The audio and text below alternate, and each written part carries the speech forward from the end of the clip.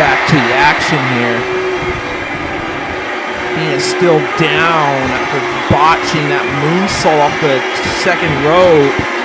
Allowing Rabbit, of course, to get the tag in. Falls up that huge double axe handle on the back of the head. Oh!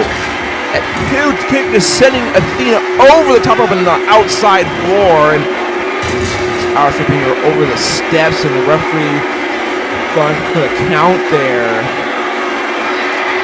I'd be ashamed to have this one end in a double count out. And oh my! A Death Valley driver on top of the steps. And throws her face first and whips her in. I don't even know. Oh! Rabbit is spearing Olivia off the apron, but Olivia able to pop right back up. I don't know how Athena survived that Death Valley driver on top of those steps. Athena somehow able to battle back, and look at this, hitting the ring of fire on the Rabbit. That huge cutter there, sending her down. And again, Rabbit's popping back up and no-selling. Then again, it is Rabbit going for that double impact. Is what put away Hope and Harmony. It's moments ago. Oh, that huge side slam. As Rabbit making sure Olivia wasn't on the apron, which would break up that pin to him, because she was, and decided not to go for the pin there. Tagging in there, Eryn. Oh, that cracker in the cracked Athena in the mouth there, that running Kenka kick. Tags Rabbit back in, dude, man. Just like their male counterparts, Gunther Vulf and E.Goman, Rabbit and Eryn taking full advantage of the frequent tag, keeping each other fresh and making sure Athena, Olivia Orion, their opposition doesn't wear down one another.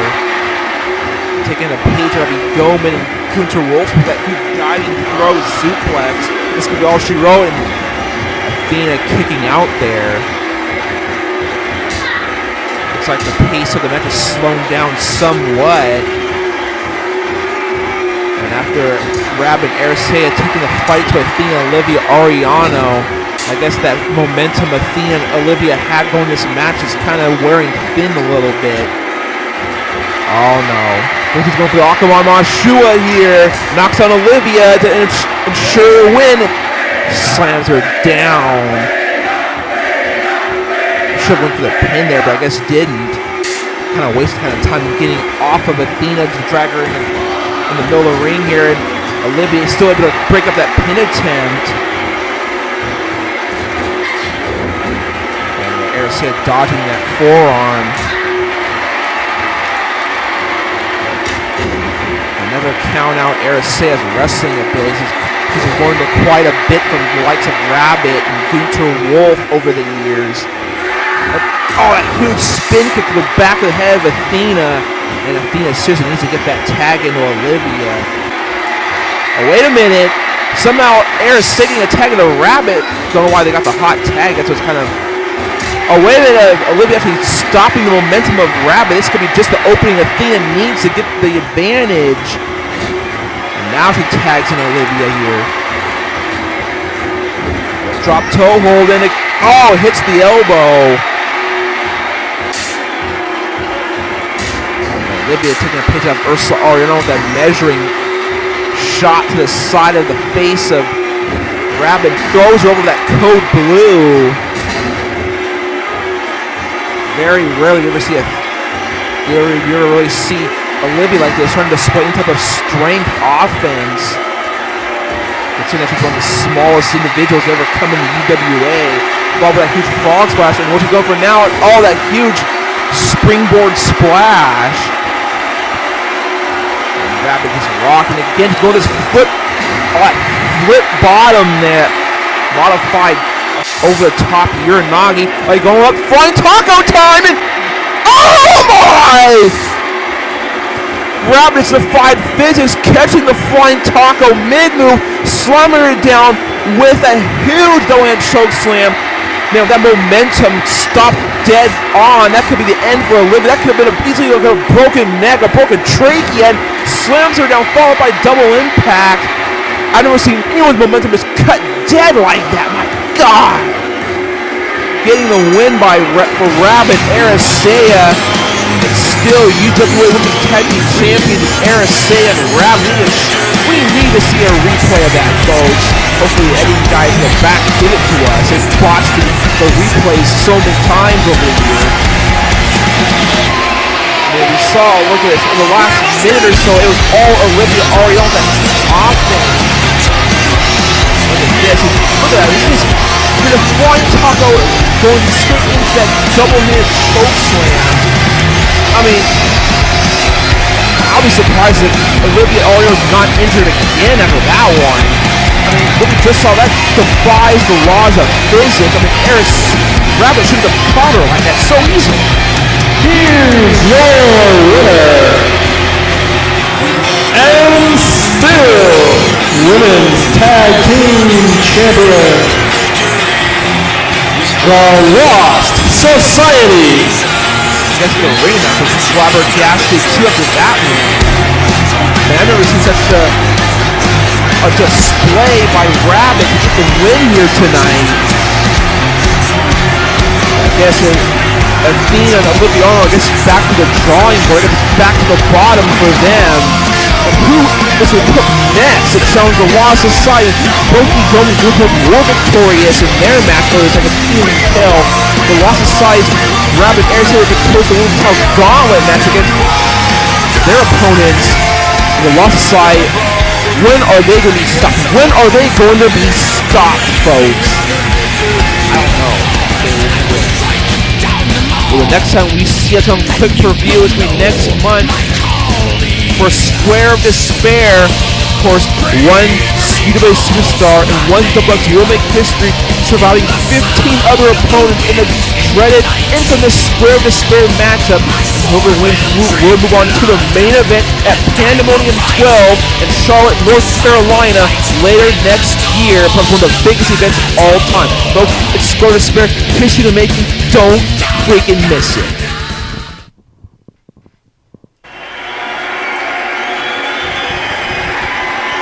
John Morrison backstage with Rampage here.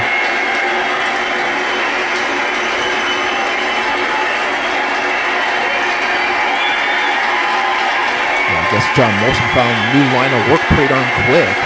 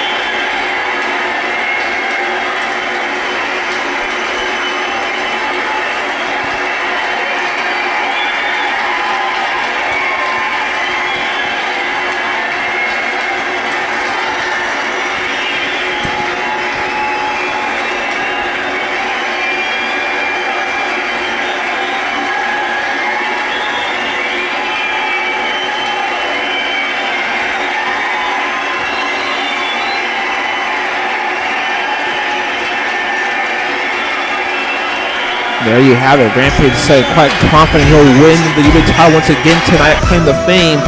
But up next has huge future implications here for the UWA as the franchise nation's Murphy Law with Anna Tan will go one-on-one with Vicious in this huge challenge between these two power players. And of course, with this huge stipulation, if Murphy Law loses, then Vicious gets Alex Richards mastering with one more wish remaining. But however, if Murphy Law, this huge individual, if he wins tonight and Vicious loses, and Vicious, oh my God, what intensity. Then Vicious will notice with a join the franchise nation, which will be an abomination if you ask me. The following contest is scheduled for one fall. On his way to the ring, accompanied by the Asian sensation, Anna Tan. From Ozone Park, New York, he is Murphy Law. This is a few months Murphy Law has been in the UWA. Anyone who's crossed paths with this individual, they'll just say their future seemed quite bleak afterwards. That's the thing they regret it. Let's talk about people like Perfect Cell and Broly. Cell has been absolutely destroyed by Murphy Law. He's no more. He was finally vanquished by Murphy Law. And because of Murphy Law, his power over Broly is on the injured reserves. I mean, I've never seen anyone who can do that to someone like Broly. Oh my goodness. Speaking of intensity, here comes the lone wolf himself, Vicious. My God, folks, I mean, Vicious has had a ruckus year in the UWA so far, making a surprise return with this new look earlier this year at Square of Despair, of course, vanquishing Von Creed back at Panel 11 to become the new Limitless champion. Now introducing his opponent, from Punk Unknown, he is Vicious. Of course, that partying time, that celebration that we all had after seeing Von Creed fired from UWA after their match at Pandemonium earlier this year, that was short-lived because when Alex Richards won the Mastering at Do or Die, he was his first wish to wish back to reinstate Von Creed back to UWA. We later found out Von Creed and Alex Richards are forming up a team, an alliance to come up with the Franchise Nation to help to control all the power here in the UWA. And Vicious is one of the men who's been in their way ever since Do or Die. It seems like people like Murphy Law, Von Creed, Alex Richards, Anna Tan, seems Vicious has been one of the men they've been wanting to take out for months. Vicious has been seemed to have been a threat to the agenda of the Franchise Nation, because the Franchise Nation, what they want more than anything is to control all the power. They want all the titles, they want all the risk reward briefcases, they want the Master Ring. They already have the Master Ring.